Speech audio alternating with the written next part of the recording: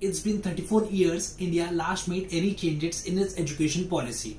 But finally, on 29 July 2020, India finally unveiled its national education policy. With a whole lot of transformational structural changes that it brought in, it seeks to increase its public investment in the education sector from present 4.4% to 6%. So basically India अब public investment जो education sector में करेगा वो अभी तक 4% के आसपास करता था, बट अब 6% करेगा. This was pending since a decade now, but finally hope it gets implemented in the coming days. So changes जो आए हैं वो as low as play school to as high as PhD level में आए हैं. So let's dig in and try find out क्या क्या changes आए हैं. Hello friends, I am Kartik Arya. Let's start with today's video. So सबसे पहला चेंज आता है, there is no rigid separation between arts, commerce and science. मेरा बहुत मन था क्लास 10th में कि मैं कॉमर्स के साथ साइकोलॉजी पढूं, बट वो चॉइस नहीं होती थी क्योंकि साइकोलॉजी की वजह से ह्यूमैनिटीज चूज करने जाओ तो तुम कॉमर्स नहीं चूज कर पाओगे, और अगर पूरी ह्यूमैनिटीज पढ़ो तो भाई हिस्ट्री तो मुझसे नहीं पढ़ी जाती थी. तो इसीलिए all this reforms are so good now. अगर मुझे फिजिक्स चूज करना है विद कॉमर्स एंड साइकोलॉजी तो मैं वो कर सकता हूँ. मेरा म्यूजिक में इंटरेस्ट है, ड्रामेटिक्स में, I can choose that also. And there is no difference between extracurricular, cocurricular and curricular subjects और एक्टिविटीज, विच मीन्स चाहे ड्रामेटिक्स हो, चाहे म्यूजिक हो, चाहे साइंस हो, चाहे मैथ्स हो, सबको इक्वल इंपॉर्टेंस दी जाएगी, विच इज सो गुड. अब आते हैं हायर एजुकेशन पे. तो क्या है, 3 से 4 साल का कोर्स है जिसमें मल्टीपल एग्जिट ऑप्शंस है. मतलब अगर आपने 1 साल बात करा और आपको ठीक नहीं लगता तो आप ड्रॉप आउट कर सकते हैं, और 1 साल के लिए आपको सर्टिफिकेट मिल जाएगा, 2 साल के लिए डिप्लोमा मिल जाएगा, और 3 साल के लिए डिग्री मिल जाएगी. अब बेस्ट पार्ट क्या है कि एक और चीज आई है, ABC, academic bank of credit. मतलब जितने भी, सपोज आपने 1 साल करा और आपको अब छोड़ना है तो आपके क्रेडिट्स डिजिटली स्टोर हो जाएंगे, और आप वापस आके अगर कभी भी कंप्लीट करना चाहो तो वो भी कर सकते हो. That is not a problem. और टॉप की 100 इंटरनेशनल यूनिवर्सिटीज को ऑप्शन दिया जाएगा कि वो इंडिया में आए और अपने कैंपस सेट करें. अब ऑब्वियसली ऑक्सफोर्ड या हार्वर्ड जैसी यूनिवर्सिटीज तो नहीं आएंगी बिकॉज उनकी एक ही ब्रांच है अपने होम लोकेशन के अंदर, but there are very good other universities that would be willing to set up their campus in India. As per the data, around 15 universities in Europe and Middle East have already shown their interest to set up campuses in India. And best performing Indian universities को भी option दिया जाएगा कि वो बाहर जाके अपना campus set कर सकती है.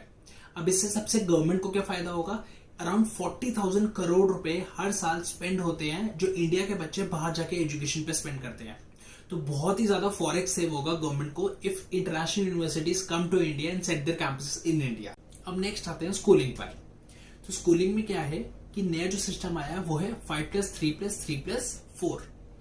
अभी क्या होता है, अभी भी 10+2 होता है, बट आप तो बोलेंगे 5+3+3+4 तो 15 ईयर्स हो गए, तो अभी भी 15 होता है.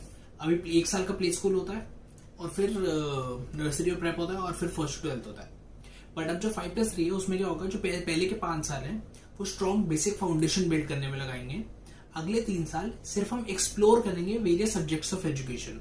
इन सब में करिकुलम तो ज्यादा चेंज नहीं होगा, बट पढ़ाने के तरीके चेंज किए जाएंगे, इंटरेस्टिंग होंगे, नए प्रैक्टिकल चीजें होंगी, बेसिकली प्ले बेस्ड एजुकेशन होगी. अब नेक्स्ट आता है 6th क्लास. 6th क्लास के बच्चों को कोडिंग सिखाई जाएगी. 6th क्लास के बच्चों को स्किल्स पे ज्यादा ध्यान दिया जाएगा, मतलब वोकेशनल कोर्सेज इंट्रोड्यूस करे जाएंगे, and there will be no difference between vocational and academic courses. तो विच मीन्स 10 दिन के लिए सपोज बच्चों को एक्सपर्ट्स के पास भेजा जाएगा वो ऑन द जॉब ट्रेनिंग करने के लिए, विच मीन्स 6th क्लास के अंदर इंटर्नशिप्स होगी अब, which is so good. So basically 6th class के बच्चों को एक्सपीरियंशियल लर्निंग के बारे में के हिसाब से पढ़ाया जाएगा. अब नेक्स्ट आते हैं language as a medium of instruction. मतलब किस लैंग्वेज में पढ़ाया जाएगा.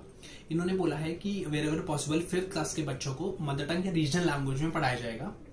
तो लॉजिक क्या है, लॉजिक है कि बच्चे tend to understand problems, complex problems better अगर उन्हें मदर लैंग्वेज या रीजनल लैंग्वेज में पढ़ाया जाए. अब इसे क्रिटिसाइज किया गया, थोड़ा सा क्रिटिसाइज क्यों किया गया है, बिकॉज एक बच्चा केरला में पढ़ रहा है, he be used to Malayalam, suppose उसके पेरेंट्स का ट्रांसफर हो जाता है टू मुंबई और गुजरात फॉर दैट मैटर, तो he'll be taught मराठी और Gujarati after that, so he'll not be able to adapt so easy to these languages rather than his native language. So in my opinion, English should still be there throughout India as one medium of instruction, one medium of language, and it's also necessary to go global. So I still feel it should be there. You tell me your opinion about this in the comment section. So to summarize, it's an outcome based education. Outcome based education means जो मैं पढ़ रहा हूँ उसका मुझे use होगा, not like mathematics में differentiation integration जो मैंने 12th में पढ़ा उसका मुझे कोई यूज नहीं है. ऑब्वियसली इसका यूज किसी और के लिए होगा बट मेरे लिए कोई यूज नहीं है, तो why did I study that. Also as an education expert says, it's an education policy of chance, of choice and change, and I think it's time to celebrate. That's all from my side. You tell me which is your favorite part in this policy, and don't you feel like going back to school again?